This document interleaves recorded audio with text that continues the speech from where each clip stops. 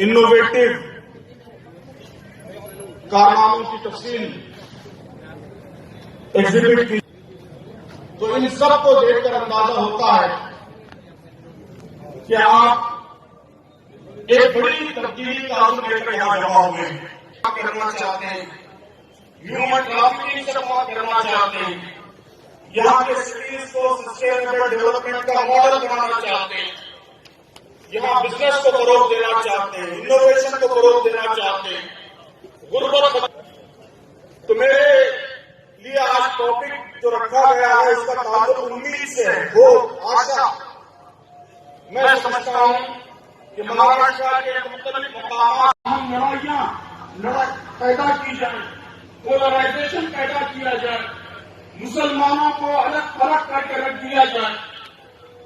ये फिरकापरस्त ताकतें ये भी चाहती हैं कि मुसलमान आपको अपनी सलामती, अपने आप को बचाना, ये उनकी बात जरिए पूरी हूं। इस वक्त हालात पर किसी तफसीली गुफ्तगू का मौका नहीं है। हालात क्या हैं ये आप सबके सामने है कि हमारा मुल्क इस वक्त बदतरीन फिरकापरस्ती की, सांप्रदायिकता की, कम्युनलिज्म की जद में है।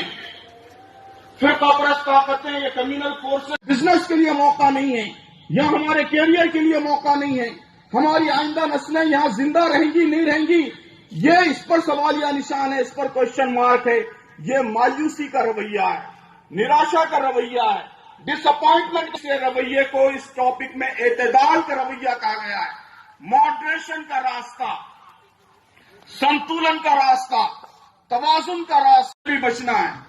हमें हालात के आगे सरेंडर भी नहीं होना है, अपने उसूलों से, अपने प्रिंसिपल से विड्रॉ भी नहीं होना है, दस्तबरदार भी नहीं होना है। और दूसरी तरफ एक्सट्रीम सोच, उग्रवादी सोच, इससे भी अपने आप को, अपने नौजवानों को बचाना है। अजीज नौजवान दोस्तों, अगर आप तारीख का, इतिहास का मुताला करें तो आपको मालूम होगा कि कौमों पर जब सख्त हालात आते हैं, मुश्किलात आती हैं, चैलेंजेस आते हैं, परेशानियां आती हैं, तो दो तरह के रवैये, दो तरह की सुसाइडल टेंडेंसीज, आत्महत्या के रवैये, खुदकुशी के रवैये उनके अंदर पैदा हो जाते हैं।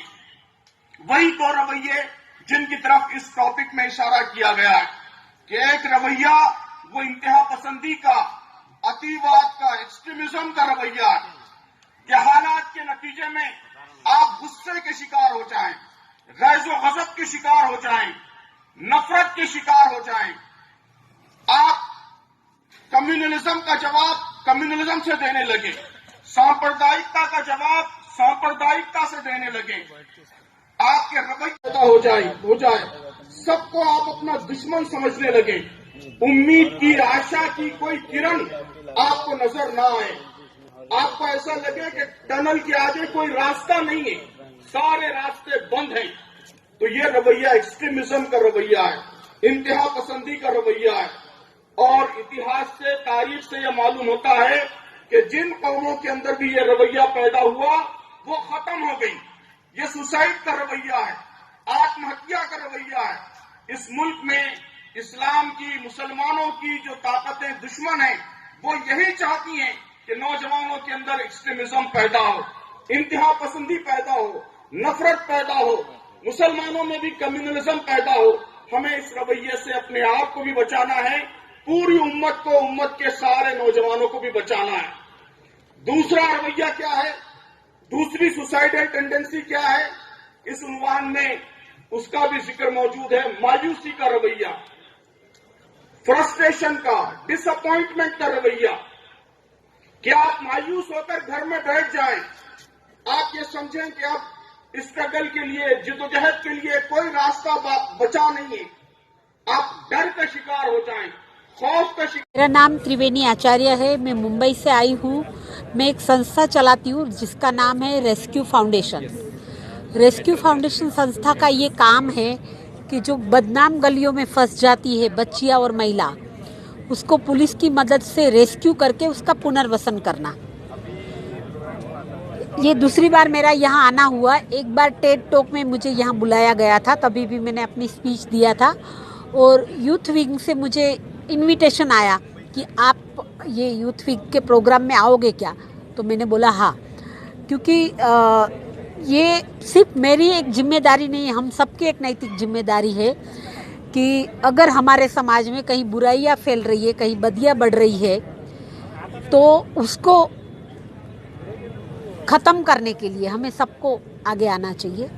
हम भारत भर में जहाँ जहाँ पे भी रेड लाइट एरिया है वहाँ पे रेड कर रहे हैं, छोटी बच्चियों को बचा रहे हैं, और जो महिलाएं हैं जो अपनी मर्जी से वो दलदल से बाहर निकलना चाहती है उसको भी हम बचाते हैं। और उसके लिए हमें पुलिस और बाकी सरकार का बहुत सहयोग मिल रहा है, सामाजिक संस्थाएं भी हमें मदद कर रही है और मैं आशा करती हूँ कि यूथ भी इसके लिए आगे आए।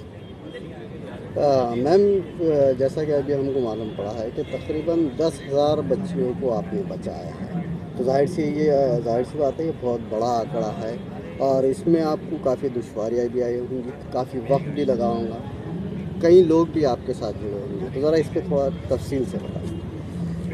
जी, मैं ये काम शुरू किया तभी मैं पत्रकार थी, तो मुझे पुलिस से और मदद मिलती रही, लेकिन बहुत सारी चैलेंजेस आई है, बहुत सारी तकलीफ़ें आई है। यही काम करते करते मेरे पति का मर्डर हुआ है, तो तकलीफ़ें तो आती रहती है, लेकिन हमने हिम्मत नहीं हारी है कि हम मरने के लिए तैयार है, लेकिन जो मायूस और मासूम जिंदगियां जो इसमें फंसी है उसको हम बचाएंगे। नौजवानों के लिए क्या पैगाम? नौजवानों को यही अपील करना चाहती हूँ कि देखिए, अगर अनैतिक देह व्यवसाय में बच्चियाँ और महिलाएं आ रही है तो उसका कारण है कि उसकी डिमांड है। आप डिमांड को ख़त्म करो। जब डिमांड नहीं होगी, अगर ड्रग्स खरीदने वाला कोई नहीं होगा तो ड्रग्स कौन बेचेगा? अगर सेक्स खरीदने वाला कोई नहीं होगा, और खरीदने वाले तो हमारे नौजवान ही है ना, तो मैं नौजवान को अपील करती हूँ कि ये कोई अपनी मर्जी से नहीं आई है, ये कोई जन्म से सेक्स वर्कर नहीं है। आप डिमांड मत करो, अगर डिमांड बंद हो जाएगी तो सप्लाई अपने आप बंद हो जाएगा। ये जो भी ये यूथ कन्वेंशन समाज के उद्धार में कितना पॉजिटिव रोल अदा करेगा? आपको क्या लगता है इस कन्वेंशन से कितनी आशा की जा सकती है? सबका हौसला देख के लग रहा है कि यूथ बहुत कुछ कर सकता है और वो करेंगे। एक कमिटमेंट उन लोगों में दिख रहा है और यूथ चाहता है तो पूरा चेंज ला सकता है। हमारे साथ भी यूथ जुड़े हुए हैं, हमारे साथ लियो क्लब है, कॉलेज का ग्रुप है, यूथ फॉर पीपल है, क्योंकि जब वहाँ पे हम कस्टमर बना के भेजते, वो कोई लड़के को ही भेजना पड़ता है, तो हमारे जितने भी अंडर कवर स्टाफ है वो यूथ है। तो मुझे लगता है कि यूथ बहुत कुछ कर सकता है और करेंगे। Thank you ma'am. नाम बोलिए।